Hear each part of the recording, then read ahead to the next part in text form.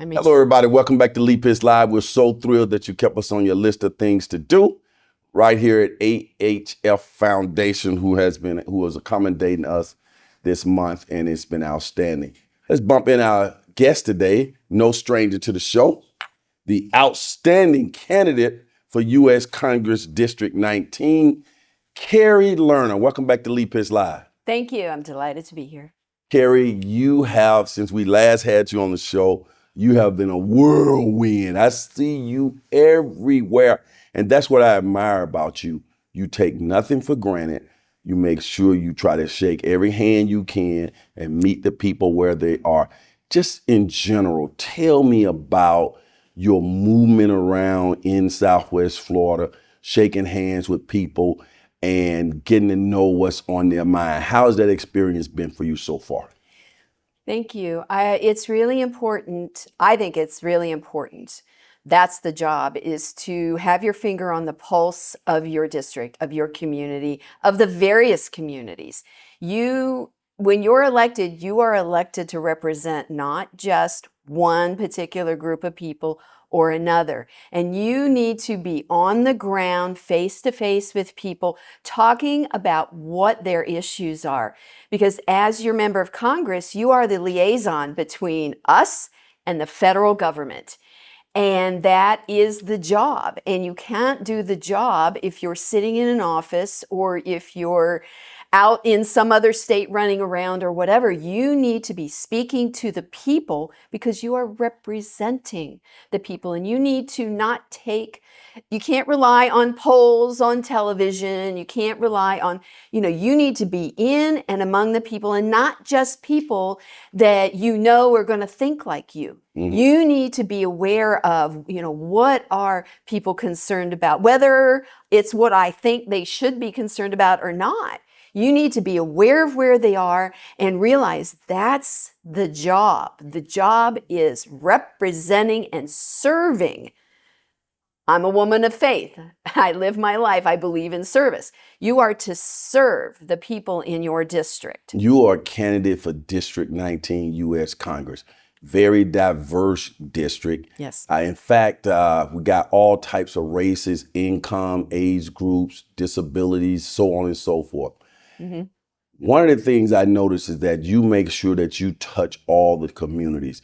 In fact, about last week, I saw you out there in 90-degree weather in the heart of the Dunbar community, moving around at Community Fun Day at Mount Hermon Church.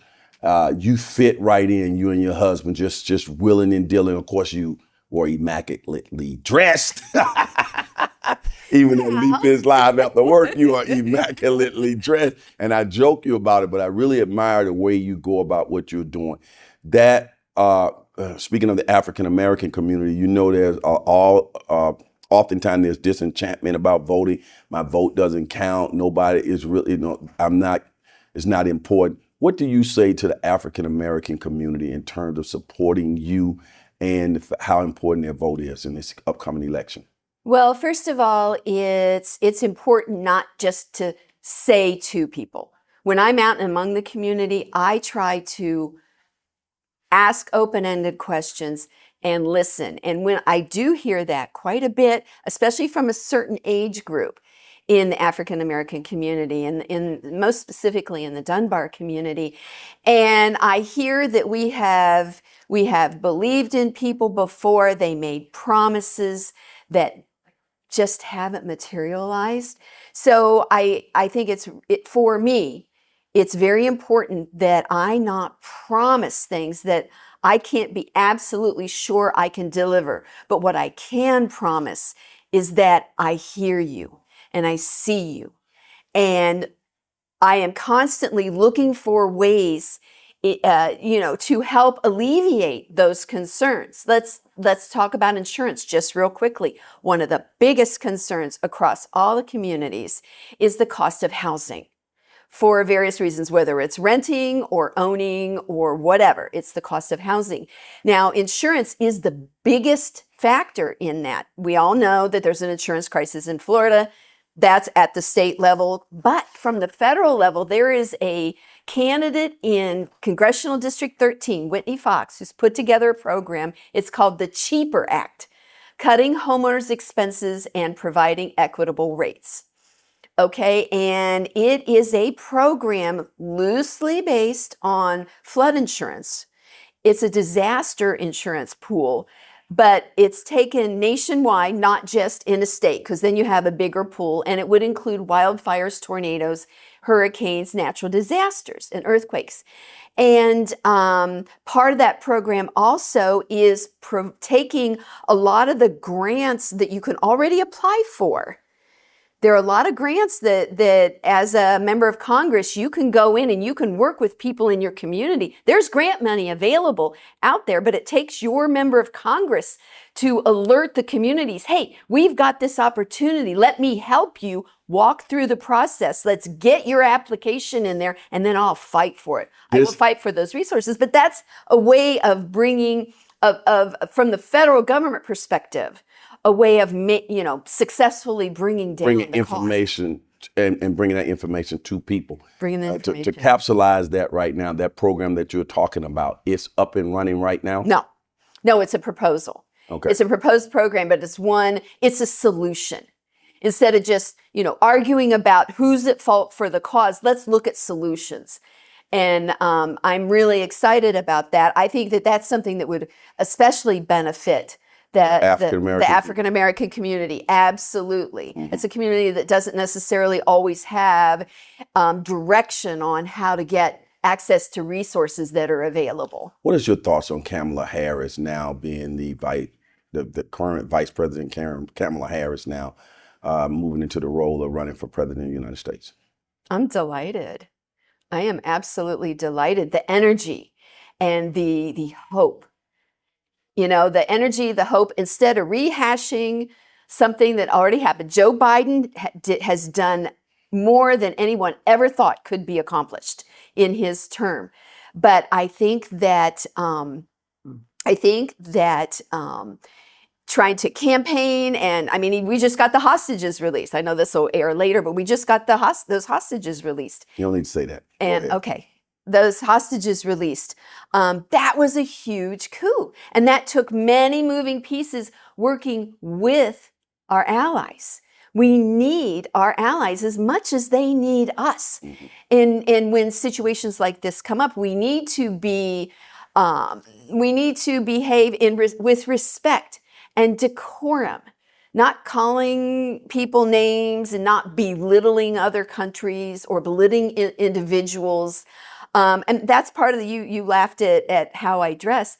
That is my way of showing respect to the people that I'm visiting. Is like, I want to make sure that you are getting the best of me. Mm-hmm. And part of that is getting yourself up and getting yourself together. Back to Kamala Harris. Back to Kamala. Is she black? Kamala Harris. Kamala Harris black? Kamala Harris identifies as black. So yes, she is a black woman. She's got her black cred. She went to a black university. She's a member of the Divine Nine. She is, but it's not. She's black to me though. And in America, if you got one drop of black blood, that's just the way it is. You're black. Well, yeah, and quite honestly, I believe in individuals being able to define themselves. Okay. I think that that's part of your personal liberty, is to say, this is who I am. This is who I identify as. Mm-hmm. It's not for someone else to tell you what you should identify as. That's a good point.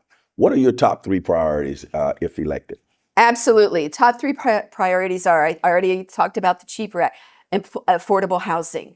Looking at available resources that we're not accessing now. I don't think we put affordable housing all on the developers. I don't think we look, I think that we need to bring every resource that we can available to help bring affordable housing into play here. Affordable housing, number 1. Go ahead. Affordable housing is number 1. I believe in, and part of that, it sort of slides into the second one, is making sure that we're accessing every available resource from the federal government. There's infrastructure money available that we haven't asked for. By not asking for it, our federal income taxes aren't going to go down. That money is already allocated. By not asking for it, it just means that money is going to go to somewhere else. Whose responsibility is that, though, to ask for it? It's your member of Congress. It's part of your job as to be representing your district. You are the liaison to the federal government, anything to do with the federal government. So grants, HUD, FEMA, Army Corps of Engineers, VA, Social Security. Protecting Social Security is a big, huge part of why I'm running. Make no mistake, Social Security is at risk, and the largest percentage of people in this district, whether you've got your own retirement or that's all you're looking for, most people in this district are counting on that Social Security. It's a promise that was made.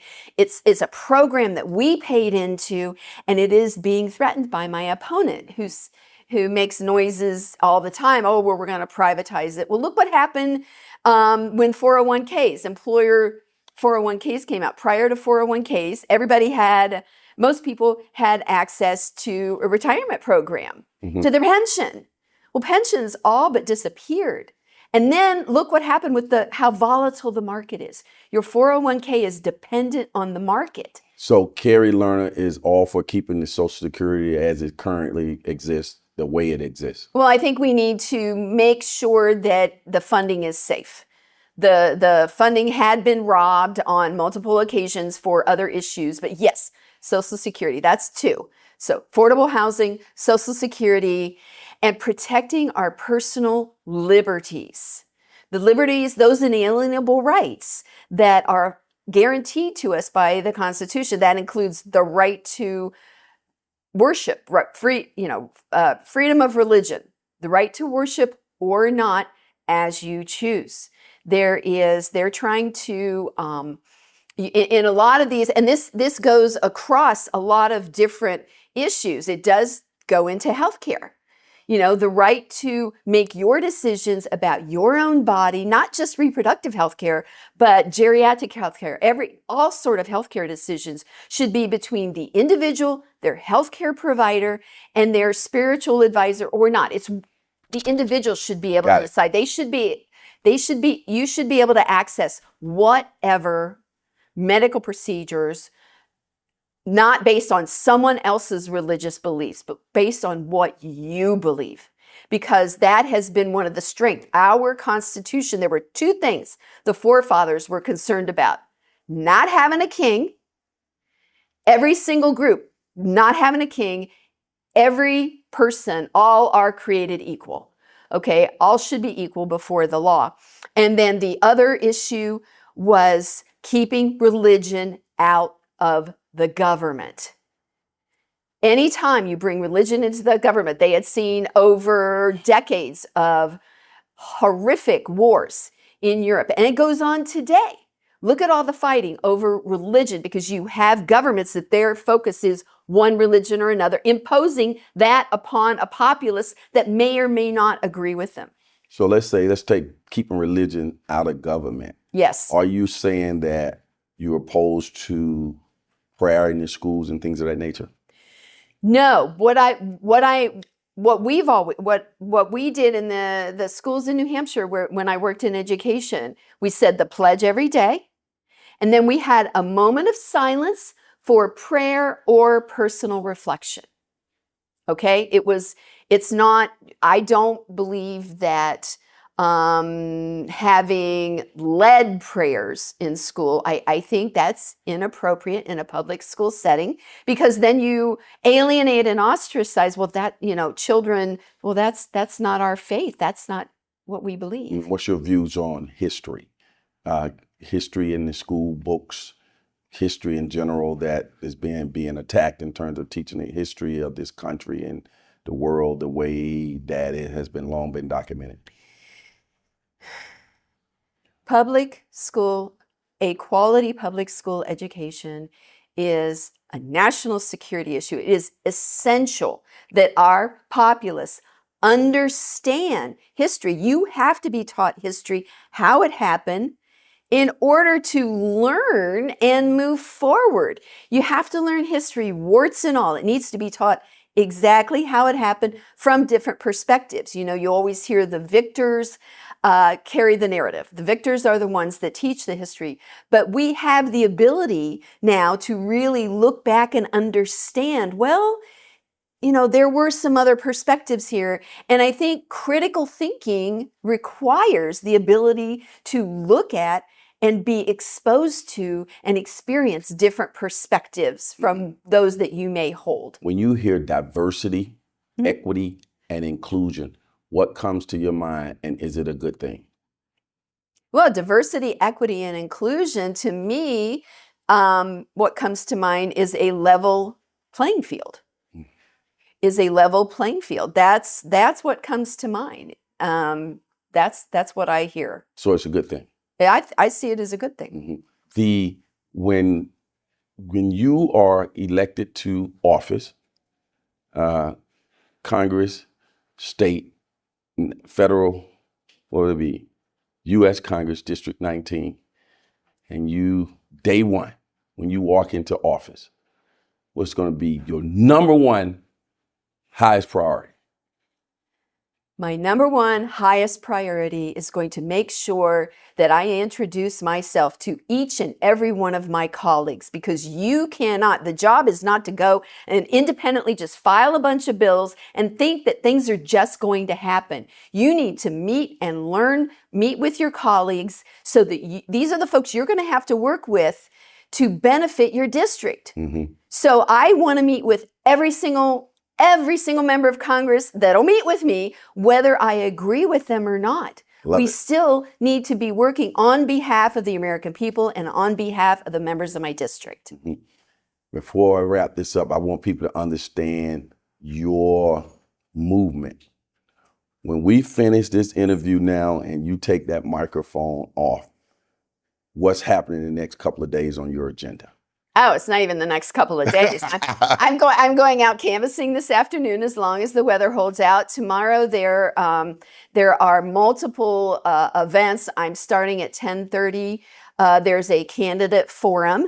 And then after that, there are 3 different fairs and events that I'm going through just to go and speak to individuals that are there. And, you can't be afraid. There are a lot of people that say to me, Kari, aren't you afraid to let people know that you're there, what you support? And I'm like, no, these are Americans. These are my people, and they're the people I need to meet with them and speak with them to make sure that I understand the district and that I'm doing the job properly. You're on the ballot for the general election in November. You're Democrat. And your website. KariLernerforFlorida.com, all spelled out. KariLernerForFlorida. And they can also catch you on Facebook? Yes. I'm on Facebook. I'm on Twitter. X. I'm on Facebook and X, and we have an Instagram account. And donations can be made on your website. Donations can be made on the website. Yes, sir. Got it all in? You. Well, Kari, it's been a pleasure to have you stop by here on Lee Pitts Live as you continue your road to Congress, and good luck in your campaign. Thank you so much. Stay right there. As the saying goes on this particular show, for those who say it can't be done, they're usually interrupted by those like Kari Lerner. And remember, Miami might have the oranges, but Kari Lerner for Congress has got the juice. She's got the juice. We'll see you. Lee Pitts Live is a Lee Pitts Enterprise production. Hello, everybody. This is Lee. I'm so glad that you watched that particular show. And if you enjoyed that show, we got other shows like that. Just subscribe to our YouTube channel. Watch Lee Pitts Live on demand anytime. And also hit us up on all our social media platforms. Just type in Lee Pitts Live, and there you go.